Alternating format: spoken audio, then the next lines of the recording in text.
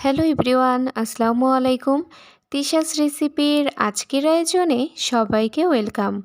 আশা করি সবাই ভালো আছেন। আজকে আপনাদের জন্য নিয়ে এসেছি অল্প সময়ের মধ্যে এবং খুবই সহজভাবে গরুর পায়া বা নিহারির রেসিপি। আশা করি ভিডিওটি সবার ভালো লাগবে। চলুন আর কথা না বাড়িয়ে শুরু করা যাক।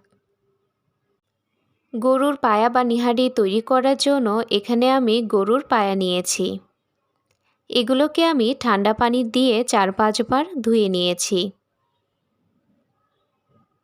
এবার এর মধ্যে দিয়ে দিচ্ছি ফুটন্ত গরম পানি। এবার এই ফুটন্ত গরম পানির মধ্যে এগুলো 5 মিনিট ভিজিয়ে রাখবো। এর মধ্যেই কিন্তু রগগুলো ফুলে যাবে আর হাড়ের ভেতরে যে ব্লাডগুলো থাকে সেগুলো বের হতে থাকবে। এতে করে পায়াগুলো একদম ক্লিন হবে।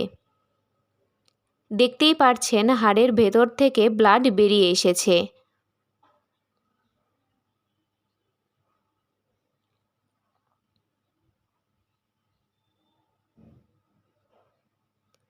এবার আমি পানিটা চেঞ্জ করে গরম পানি দিয়েই পরিষ্কার করে ধুয়ে নেব।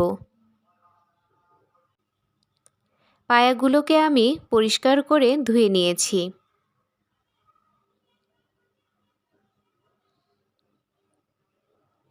এবার পায়াগুলোকে আরও একবার গরম পানি দিয়ে ধুয়ে নেব।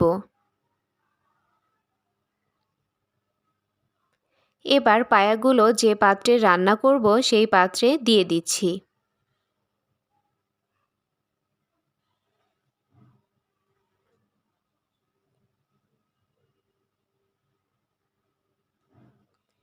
এবার এর মধ্যে দিয়ে দিচ্ছি 2 টেবিল চামচ পরিমাণ আদা রসুন বাটা।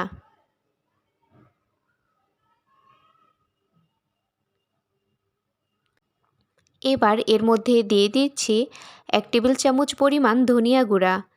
এবার এর মধ্যে দিয়ে দিচ্ছি 1 চা চামচ পরিমাণ হলুদের গুঁড়া। হলুদের গুঁড়াটা কিন্তু খুবই সামান্য পরিমাণে ব্যবহার করতে হবে। এবার এর মধ্যে দিয়ে দিচ্ছি স্বাদমতো লবণ। এবার এর মধ্যে দিয়ে দিচ্ছি কাঁচা মরিচ। আমি এখানে শুকনা মরিচের গুঁড়াটা ব্যবহার করব না। এবার দিয়ে দিচ্ছি ফুটন্ত গরম পানি। এখানে আমি 3 থেকে 4 লিটার ফুটন্ত গরম পানি দিয়ে দিয়েছি।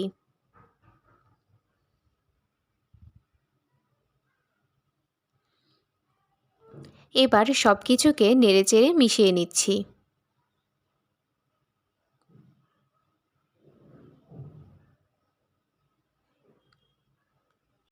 এবার ঢাকনা দিয়ে ঢেকে বলক আসা পর্যন্ত অপেক্ষা করব।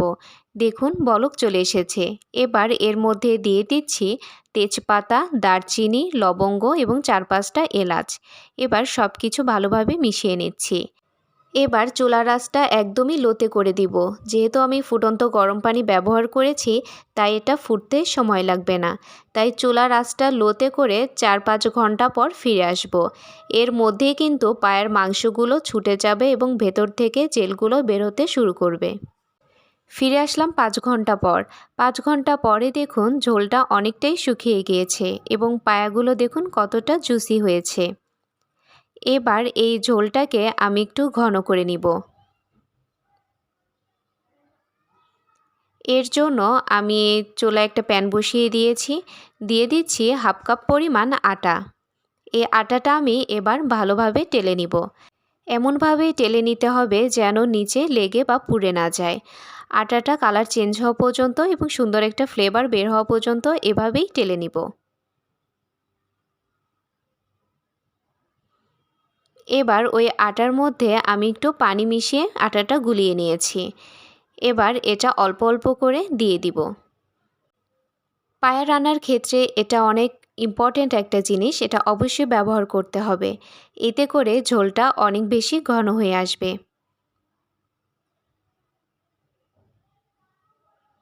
এবার আমি সব কিছু ভালোভাবে মিশিয়ে নিচ্ছি। এবার আমি চুলার আঁচটা মিডিয়ামে রেখে আরও 4-5 মিনিট জাল করে নিব। এতে করে ঝোলটা আরেকটু শুকিয়ে আসবে। এবার সব শেষে আমি বাগার দিয়ে নিব। এর জন্য চুলায় একটা প্যান বসিয়ে দিয়েছি, দিয়ে দিয়েছি রান্নার রেগুলার তেল। এবার এর মধ্যে দিয়ে দিচ্ছি পেঁয়াজ কুচি।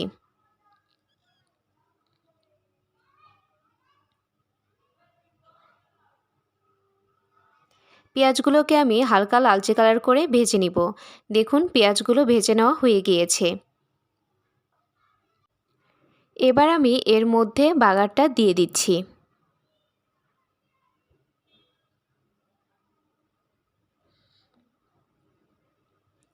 এবার আমি সব কিছু আবারও ভালোভাবে মিশিয়ে নিচ্ছি। দেখুন ঝোলটা কিন্তু অনেক বেশি ঘন বা অনেক বেশি পাতলা হয়নি। নেহারি কিন্তু এভাবে খেতেই ভালো লাগে।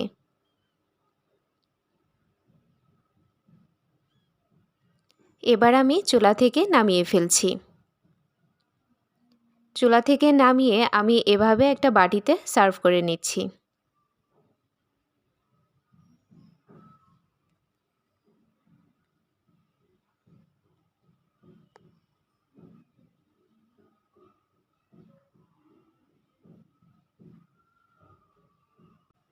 তৈরি হয়ে গেল অল্প সময়ের মধ্যে এবং খুবই সহজভাবে গরুর পায়া বা নিহারির রেসিপি। আশা করি ভিডিওটি সবার ভালো লেগেছে।